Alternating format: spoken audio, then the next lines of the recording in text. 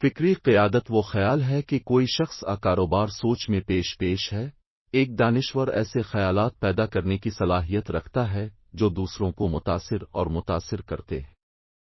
یہ اصطلاح کسی ایسے شخص کو بھی بیان کر سکتی ہے جو اپنے شعبے کا ماہر ہے، جو نئے خیالات شائع کرتا ہے اور لوگوں اور تنظیموں کو نئے ادوار میں لے جاتا. فکری رہنما اپنے سامعین کو بھی سمجھتے ہیں کہ وہ کس کے لیے مصنوعات اور خدمات فراہم کر رہے ہیں. فکری رہنما اپنی صنعت کے اندر قائم ہوتے ہیں کیونکہ دوسرے لوگ خیالات اور بصیرت کے لیے ان کا رخ کرتے ہیں.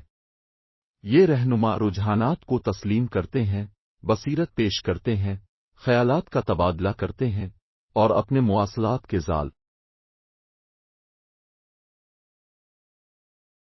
نظریاتی رہنماؤں کو معلومات کے لیے قابل اعتماد وسائل کے طور پر سمجھا جاتا ہے، نہ صرف ان کے گاہکوں کے درمیان بلکہ ان کے ساتھیوں سے. سوچ کی قیادت کیسے کام کرتی ہے؟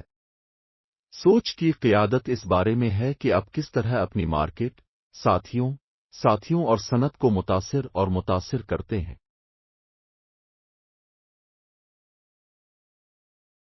فکری رہنما اپنی ساکھ، اختیار، اثر و رسوخ اور ان مواد کے ذریعے پہنچتے ہیں جو وہ تخلیق کرتے ہیں اور دوسروں کے ساتھ بانٹتے ہیں.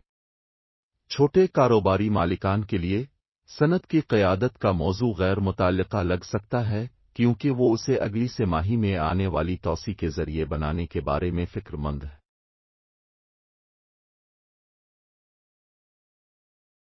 تاہم بہت ساری اختراعات چھوٹے کاروباروں سے آتی ہے.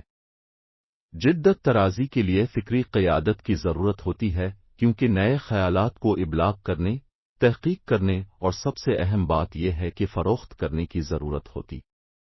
ایک فکری رہنما بننے کے لیے آپ کے خیالات کو آپ کے سامعین کے لیے اہمیت کا حامل ہونا چاہیے اور اس طرح سے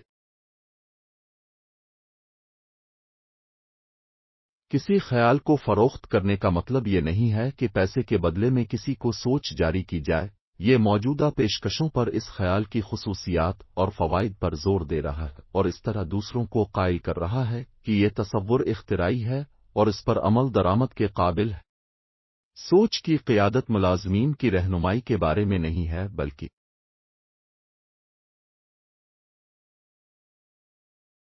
صنعت کو نئے علاقے میں لے جانے کے لیے آپ کو ایک دور اندیش کے طور پر دیکھا جانا چاہیے کیونکہ اپنے پہلے بھی بات چیت کا آغاز کیا ہے، خیالات میں حصہ لیا ہے اور صنعت کے اندر قدر پیدا کی ہے.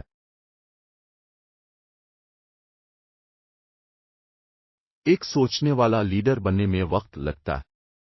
بہت سے رہنما گاہکوں کے ساتھ تحقیق اور بات چیت سے شروع کرتے ہیں، پھر ان کے خیالات کو فروغ دیتے ہیں اور انہیں معتبر صنعتی وسائل میں شائع کرتے ہیں. کچھ اقدامات جو اب فکری قیادت کی طرف اٹھا سکتے ہیں وہ یہ ہیں: یہ سمجھیں کہ گاہک اور کلائنٹ آپ کے کاروبار کے بارے میں کیا جاننا چاہتے ہیں. ان تمام ممکنہ سوالات کی ایک فہرست بنائیں جو آپ کی ہدف مارکیٹ آپ کی مصنوعات اور خدمات سے متعلق پوچھتی ہے. ہر سوال کے جوابات تیار کریں. سب سے عام دباؤ والے سوالات سے شروع کریں اور جوابات تیار کریں.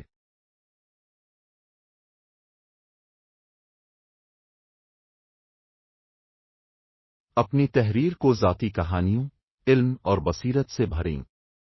اپنے جوابات کو مختلف پلیٹ فارمز پر پہنچائیں. ہر وقت ہر جگہ ہونا غیر حقیقی ہے اور پھر بھی آپ کو باقاعدگی سے مختلف مقامات پر مواد فراہم کرنے کی ضرورت ہے.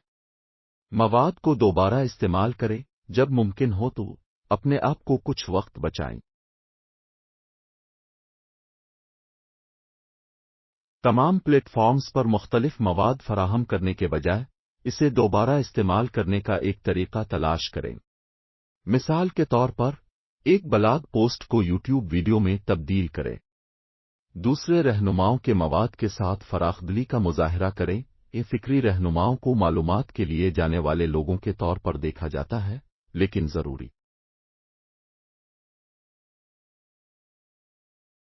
وہ مواد شیئر کریں جو آپ کو سب سے زیادہ اطمینان بخش لگتا ہے. جہاں کریڈٹ واجب الادا ہے وہاں کریڈٹ دیں۔ مشغولیت کی حوصلہ افزائی کریں۔ سوچنے والے رہنما قابل رسائی اور جواب دہ ہوتے ہیں۔ وہ صنعت میں سب سے اوپر ہیں کیونکہ وہ مارکیٹ کو سن رہے ہیں اور جواب دے رہے ہیں۔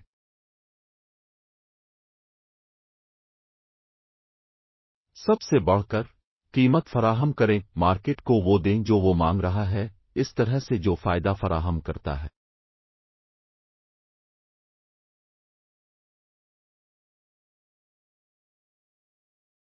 ایک سوچنے والے رہنما کے طور پر غور کرنے کے لیے ضروری مواد کی مقدار فراہم کرنے کے لیے بہت کام ہو سکتا ہے۔ تاہم اچھی طرح سے کیا گیا ہے۔ اب صارفین، میڈیا اور اپنی صنعت میں ساتھیوں کے لیے ایک اعلیٰ وسائل بن سکتے ہیں۔ سوچ کی قیادت جدید خیالات کے ساتھ ایک صنعت کی قیادت کرنے کی صلاحیت ہے جو اس صنعت کے لیے قدر پیدا کرتی ہے۔ فکری رہنما قابل اعتماد وسائل ہیں کیونکہ وہ قیمتی، بصیرت افروز معلومات اور وسائل